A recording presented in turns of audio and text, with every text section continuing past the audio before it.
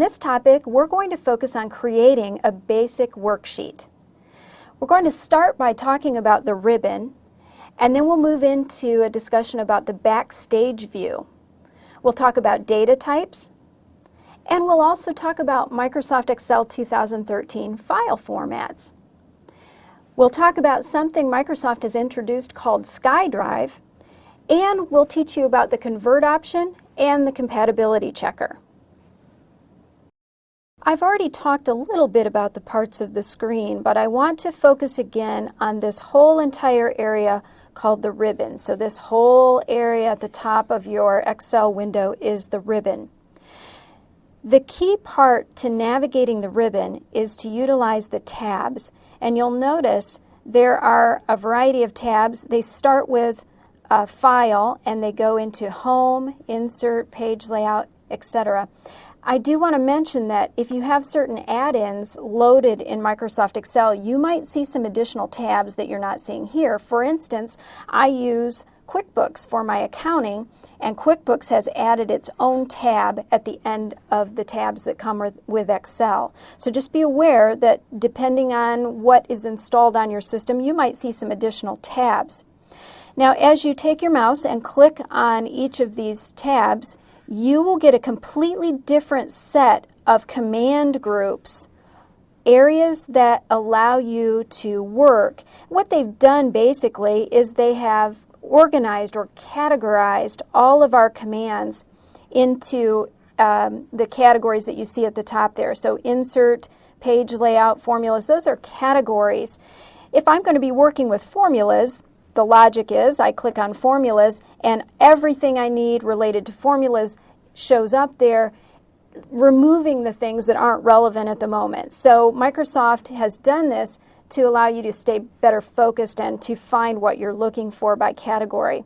Now within each category, or each command group as they call them, then you have the individual commands. So for instance, if I'm on the Home tab and I go over here to the Styles command group, then I find my conditional formatting command, and under there I can do what I need to do. Now, one thing I want you to notice too is in the bottom right of each of these command groups, there's a little arrow.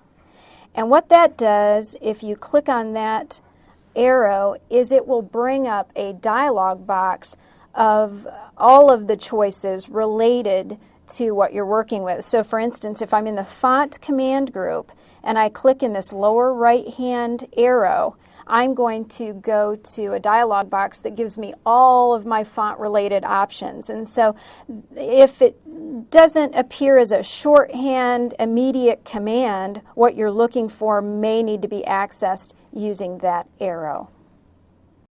When you click on File in Microsoft Excel 2013, you are now taken to an area called the Backstage.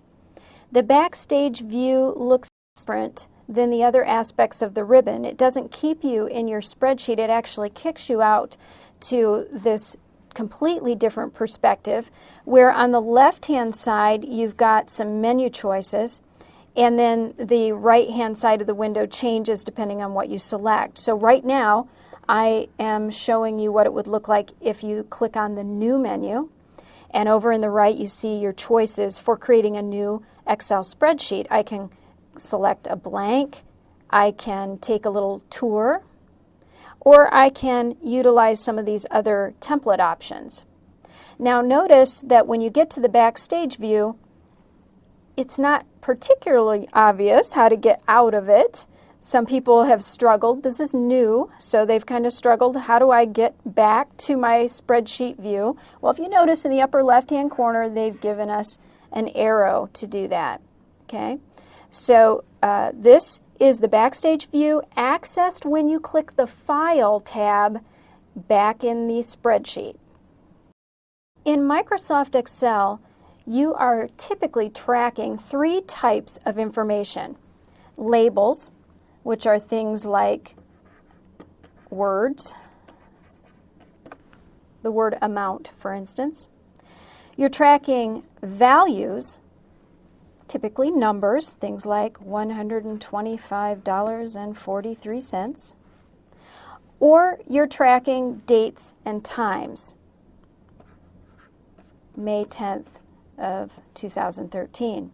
So these are your three data types that you can enter into a cell in Microsoft Excel. Obviously, we're not going to do calculations on labels. So labels are typically text, and they're typically designed to identify information.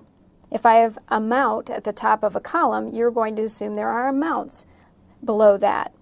And of course, amounts would be listed as values, and those are numbers. We are typically doing calculations on values, okay? So we're not calculating labels, but we're calculating values. And then you have dates and times, and dates and times can be used as labels, but you can also do certain calculations. For instance, if I want to know the number of days between two dates, I can calculate dates and times. So those are the three data types that we'll be utilizing in Microsoft Excel. Microsoft Excel 2013 allows us to save our spreadsheets in a variety of file formats. They've modified this since earlier versions, so it's important that you see the difference here. The main thing I want you to see is that XLSX is the new extension for 2013 files. If I need to save a spreadsheet in a file format that is going to be compatible with older versions of Excel, I need to save it with an XLS extension. So those are the two main extensions that you'll be utilizing. There are other extensions though. For instance, if you're going to be creating an Excel template, that's XLTX. If you're going to want to save your spreadsheet as a PDF, for instance, so that it can be read in Adobe Acrobat Reader, you would want to use the PDF extension. There are other options here. Most of them are rather rare, but the default file format for Excel 2013 is XLSX. With the proliferation of the internet, we now are seeing companies like Microsoft give us cloud storage or cloud access. They're not only providing their products in the cloud, but they're also providing individuals with some storage in the cloud as well. First of all, what do we mean by the cloud? Well, the cloud is simply a web server that has a hard drive space that they are giving you 24-hour access to. And so if I've got a file that I want to access from anywhere, from my phone, from my laptop, from my office, from an airport, it's helpful to have that stored somewhere out in the cloud so that I don't have to have that physical unit with me on which it is stored. So they've given us some cloud storage, and this cloud storage from Microsoft is called SkyDrive. So basically that's the name of the hard drive you're saving your files to in the cloud. Obviously, the nice thing about this is I can access those files from anywhere. What they've done is they've given you 7 gigabytes free, and then if you need additional storage, you have to pay for that with a subscription. This gives us a secure way of sharing files with other employees or friends. And there are many benefits, but there are many requirements that you need to be aware of too. Obviously, Microsoft doesn't want this space being abused. So you can read more about that on Microsoft's website, but just be aware that you will see this as an option when you go to save a file in Excel 2013. I'm now going to start Microsoft Excel 2013. When you first start Excel, you'll notice that in the left-hand side you have recently used files that you can go to immediately. You can open other workbooks. You have the capacity to create a blank workbook, take a tour, and you also have some existing spreadsheet templates that you can utilize as a starting point. I'm going to just create a blank workbook. Notice when you first launch a blank workbook, you've got your quick toolbar in the upper left. You've got in the upper right the capacity to minimize, maximize, and exit. Then you're taken to your tabs, which switch you between the various ribbons. Remember, clicking on File takes you to the Backstage area where you could open another file, save the one that you're on, print, and so on. I'm going to open an existing file on my computer under My Documents,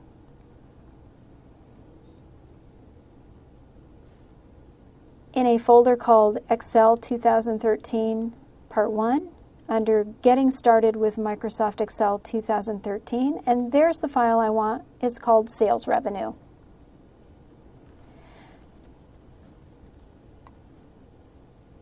This spreadsheet gives you an idea of how we use the tool. We're comparing sales revenue by sales reps. We're looking at their sales generation for each month of the year. If I scroll to the right, I can see all the way through December, column M.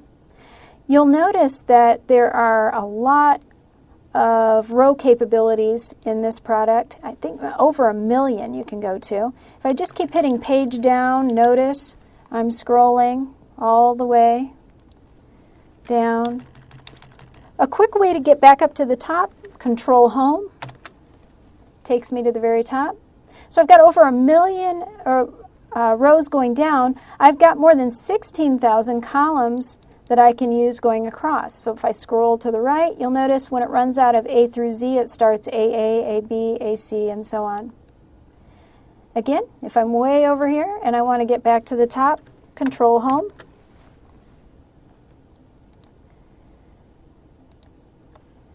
When you first start Excel, you have 3 sheets in a workbook.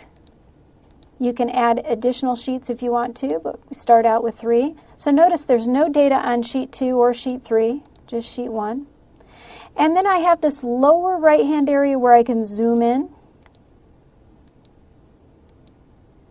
and zoom out and change my workbook view. Right now, I'm in what's called the normal view. If I go to page layout view, I'm seeing what this would look like if I were to print it right now, 1 page at a time. Notice if I were to print this right now, through June would go on page 1. My graphic would get cut in half between the 2 pages. So we'll learn how to fix all those things as we go here. All right? And then I have a third view called the page break preview, which shows me my spreadsheet and shows me where page breaks would appear. All right, so those are the parts of the screen: columns headed by letters, rows headed by numbers. Notice as you navigate and click on cells, up here in your formula text box, you see the value of the current cell that you're in.